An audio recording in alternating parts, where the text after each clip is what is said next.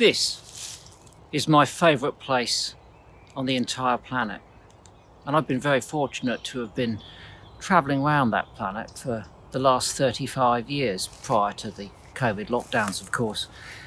But this is special. It's an old medieval droveway. So it leads from basically the New Forest in that direction towards Southampton. And throughout the Middle Ages and later, cattle, and particularly geese, were driven along here to market. The geese came from a series of large lakes at the bottom of the New Forest. And before they set off on what was quite a long march for a goose, they would dip their feet in tar so they wouldn't wear out en route.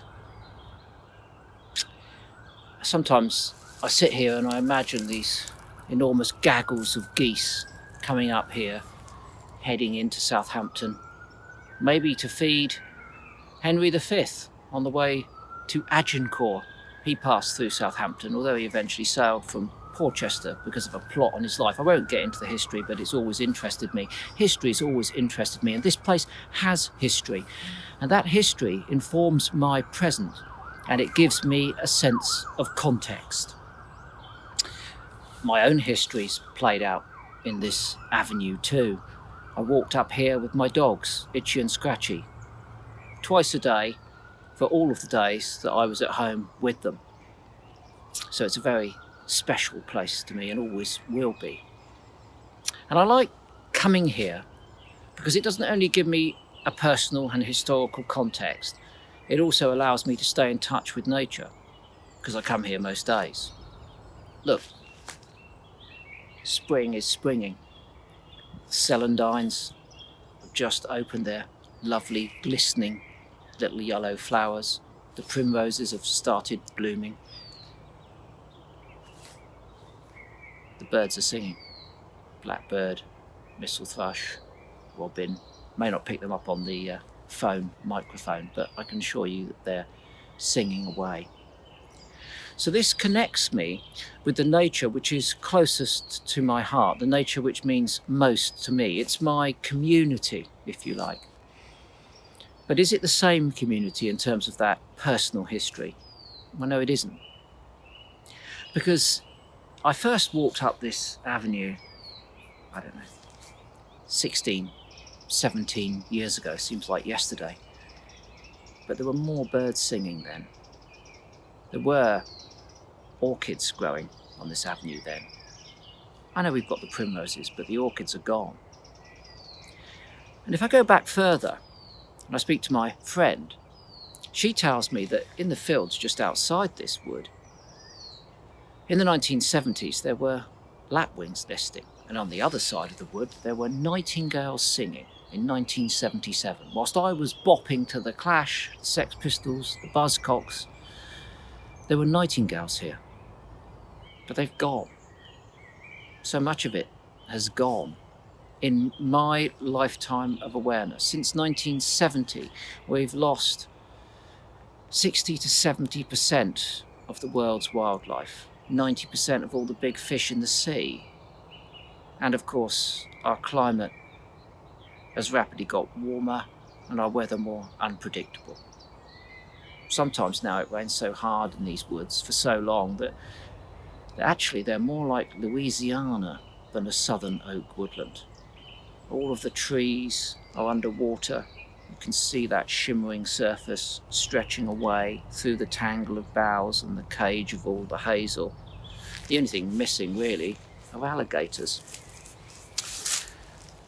So things are beautiful. Very lucky to be here in a place that means so much to me. But it's not the place that was here. Things can sometimes appear to be going to hell in a handcart. Because when you look outside of this wood, you see that the UK is one of the most nature-depleted countries in the world. You look at the threats of extinction to the more vulnerable groups of animals that we've got, things like amphibians and birds, and they're terrifying. Because if I'm lucky enough to live another part of my life journey, say another, well, I'm 60 now, this May. Say I lived I'll be optimistic, another 20 years. What am I going to see in that 20 years in terms of those populations of the things that I care about so much and love so much? That's quite terrifying. It's frightening. But then we live in an age where we've been conditioned to have a fear of fear. I'm not too fond of that. I actually think that fear is quite a useful human emotion. It's motivating. In a primal sense, fear gets you going. It's fight or flight. You get that rush of adrenaline, which is really important to you. So I think fear is actually something that we should entertain. We should be frightened of the onslaught that we're wringing against the world's wildlife and its wider environment. We definitely should be frightened of that. And if we're not frightened on our own behalf, we should be frightened for our children and grandchildren. There's no doubt about that. The problem is, if you just terrify people, then they're likely to shut up shop and think, well, what can I do about it? We're doomed. I'll tell you what I'll do about it. I'll have another drink. Hedonism can take over if the task seems too big. But you see, in this instance, the task isn't too big at all.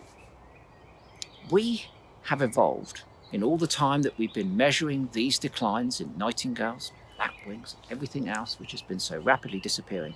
We have evolved an enormous and powerful set of tools to put things right. And we know we can do it.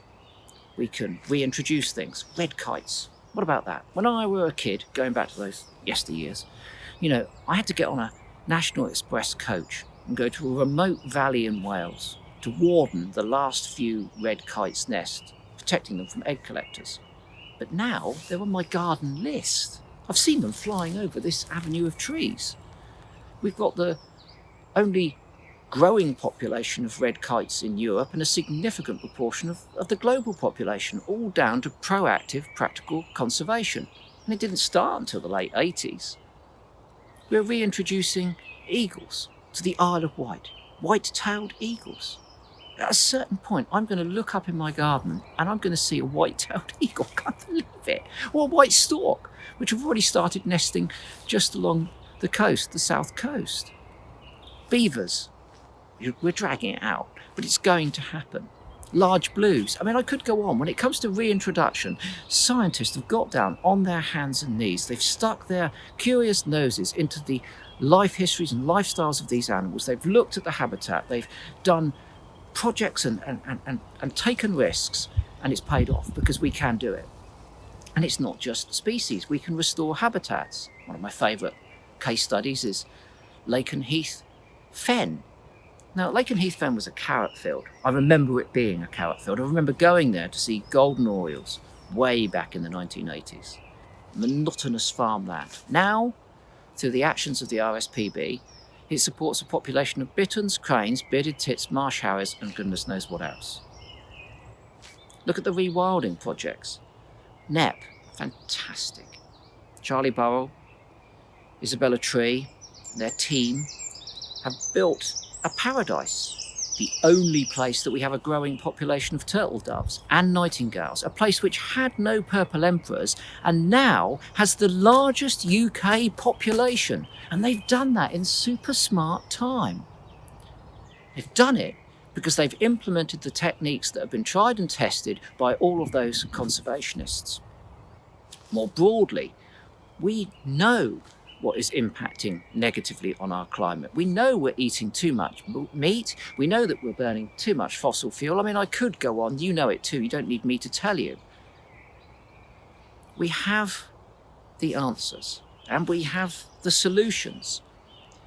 Our problem is really, really simple. We are not rolling them out rapidly and broadly enough. I don't need to tell you that hope is still in the box. That's what gets me up every morning. It's what gets you up every morning. We know it's not a lost cause. We know that we can put things right. What makes us get up 5, 10, 15, 20 an hour earlier every morning is that we feel compelled to make sure that that happens in time. And we do have a deadline. I firmly believe now that we're making a last stand for the world's wildlife. And we've been told by the climate scientists that we are in the end game of addressing that issue to the point that it can be predicted what's going to happen in the future, and without that predictability, we could be in deep, deep trouble. Now is the time. So what do we do? Well, we've got to fight peacefully, if that's not an anachronism. Sorry, not an anachronism, an oxymoron. We've got to fight peacefully and democratically. We've got to raise our voices, and we've got to make sure that those people who we've elected to represent us, that they honour our fear, that they listen to our advice, and they act now to make a difference. Do you at any stage in the future want to be sat down talking to your children or your grandchildren, currently here or maybe not yet born, and they might ask you, what did you do when you knew that things were critical? If you just moaned about it and didn't do anything, that's going to be a tough conversation. But if you can sit or stand there and say, well, I did my bit. I stood up, I shouted, I signed petitions, I went on marches, I fed the birds in my garden, I made holes for hedgehogs to come through from next door's fence, whatever it happens to be. I stood on verges so they couldn't be mown down, so we still had wildflowers because most of them had been sprayed. If I took a stand against dangerous pesticides, if I stood up to a government that was making the wrong decisions at the wrong time, talking about building coal mines, continuing to burn our uplands, allowing the ongoing illegal persecution of birds of prey, a badger cull, and even gratuitous fox hunting, where people watch animals being torn to pieces for fun in the 21st century. If you can say, I took a stand against this, then there's a chance that you and I might feel relatively comfortable towards the end of our lives. There's a chance that I might be able to walk down this old droveway, still listening to that blackbird, still carrying those memories of my beautiful dogs. And there's a greater chance that long after I'm gone, hundreds of years after I'm gone, this droveway will still be here, and there might be someone else sat here thinking, what a special place. Not remembering me because I will be as insignificant as I should be. But that perpetuity of nature may carry on, and it might still be lifting the spirits and the hearts of other humans through the simple connection with nature. The trees, the birdsong, the primroses, and the celandine.